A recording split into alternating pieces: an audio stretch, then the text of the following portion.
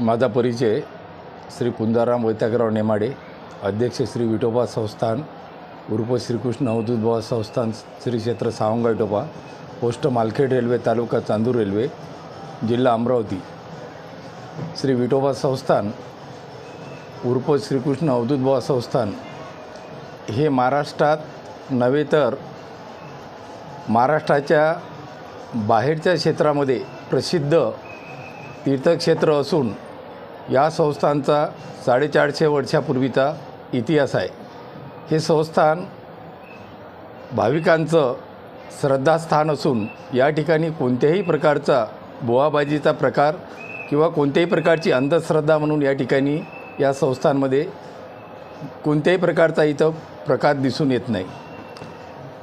या ठिकाणी श्री कृष्णाजी महाराज हे 450 पूर्वी महापुरुष या ठिकाणी होऊन गेलेले आहे। आख्यायिका अशी आहे की त्यांच्या देहाचं इथे या ठिकाणी पाणी झालेलं आहे, म्हणून त्या ठिकाणी एक मातीच्या स्वरूपात बौली म्हणून त्या ठिकाणी आपल्याला बौली म्हणून आपल्याला या ठिकाणी दिसत आहे। या ठिकाणी महाराजाच्या श्रद्धेने या ठिकाणी जे मनोरुग्ण असतात किंवा इतर कोणत्याही प्रकारचे जे या संस्थानला जे महाराजाचं नाम चालू आहे त्या नामाच्या आधारे, म्हणजे हे नाम जवळजवळ 450 वर्षापूर्वीचं कृष्णाजी महाराजांनी हे नाम सांगितलेलं आहे आणि परमपूज्य श्री पुनाजी महाराज यांनी ते नाम गायन केलेलं आहे। या संस्थांच्या जवळजवळ 4 शाखा आहे।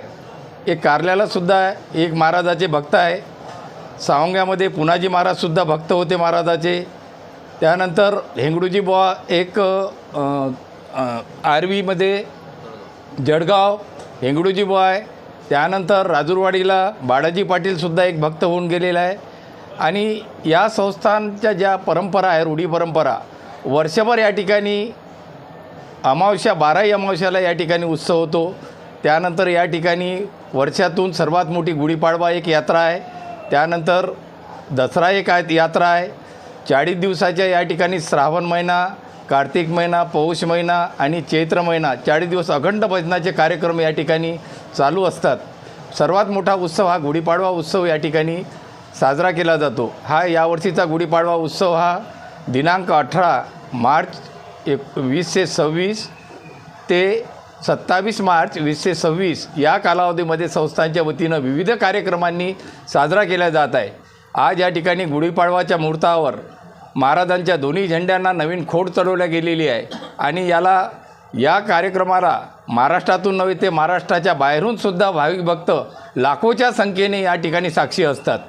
आणि निश्चितच या संस्थांचा जो विकास व्हायला पाहिजे होता, हे तीर्थक्षेत्र महाराष्ट्रात प्रसिद्ध तीर्थक्षेत्र आहे। अमरावती जिल्ह्यामध्ये सर्वात मोठी यात्रा हे प्रसिद्ध आहे, परंतु या ठिकाणचा जो सर्वांगीण विकास शासनाच्या वतीनं व्हायला पाहिजे होता तो शासनाच्या वतीनं या ठिकाणी विकास झालेला नाही। इतर तीर्थक्षेत्र पाहतो आम्ही, त्या ठिकाणचा विकास आम्हाला शासनाच्या वतीने दिसत आहे। या संस्थांना ब दर्जा दिलेला आहे, तरी पण ब दर्जा असूनसुद्धा आतापर्यंत ज्या प्रमाणात ब दर्जाचा या ठिकाणी निधी यायला पाहिजे होता आणि विकास व्हायला पाहिजे होता तो विकास अजूनपर्यंत झालेला नाही। या ठिकाणचे रस्ते जर पाहाल तर एक दैनंदिन अवस्था आहे की या ठिकाणी ॲक्सिडेंट होण्यासारखे रस्ते या तीर्थक्षेत्राच्या बाजूचे सर्व बाजूचे रस्ते आहे। या ठिकाणची पुलाची अवस्था जर तुम्ही बघितली असेल, आताच न्यूज लागलेली आहे पुलाची अवस्था जर बघितली असेल तर याच्यात ॲक्सिडेंट होण्याची दाट शक्यता आहे। परंतु एक म्हणा लागेल की महाराजाची कृपा आहे आमच्यावर की या ठिकाणी एखादा ॲक्सिडेंटसुद्धा या ठिकाणी होत नाही। या कालावधीमध्ये आम्ही आता भाविकांसाठी या ठिकाणी आम्ही एक भक्तनिवास आम्ही उभारणार आहे, 5 मजली शेगावच्या धर्तीवर एक भक्तनिवास लोकांना 1 दिवसाची राहण्याची सोय उपलब्ध करणार देणार आहे आम्ही।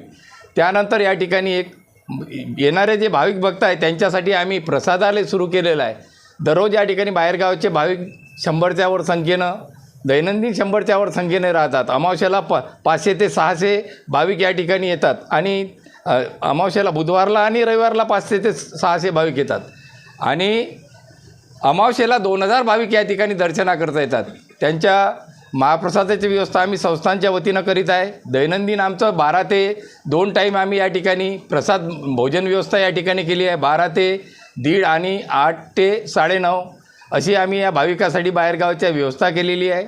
आमच्या वतीनं आम्ही यावर्षी संस्थांच्या वतीने मागच्या वर्षी आम्ही दर्शन बारीसाठी 67 गाल्याचा मंडप टाकलेला होता आणि यावर्षी आम्ही भाविकासाठी 200 गाल्याचा मंडप आम्ही 11मध्ये भाविकांना बसण्याची सुविधा आम्ही स्वतःच्या आमच्या संस्थांच्या मालकीतून आम्ही ही सुविधा सर्व भाविकांना करून दिलेली आहे. परंतु संस्थान हे भाविकांच्या देणगीवर चालून राहिलेलं आहे. शासनानं जर याला जर मदत केली तर निश्चितच या संस्थांचा आणि या तीर्थक्षेत्राचा विकास होईल. आम्ही शासनाकडून हेच अपेक्षा करतो की लोकप्रतिनिधींनी या महाराष्ट्रातील प्रत्येक तीर्थक्षेत्राला त्यांनी जातीनं लक्ष द्यावं आणि या तीर्थक्षेत्राचा चांगला विकास घडावा एवढेच मी सांगू इच्छितो. आणि आजच्या शुभदिनी मी सर्व भाविक भक्तांना शुभेच्छा देतो.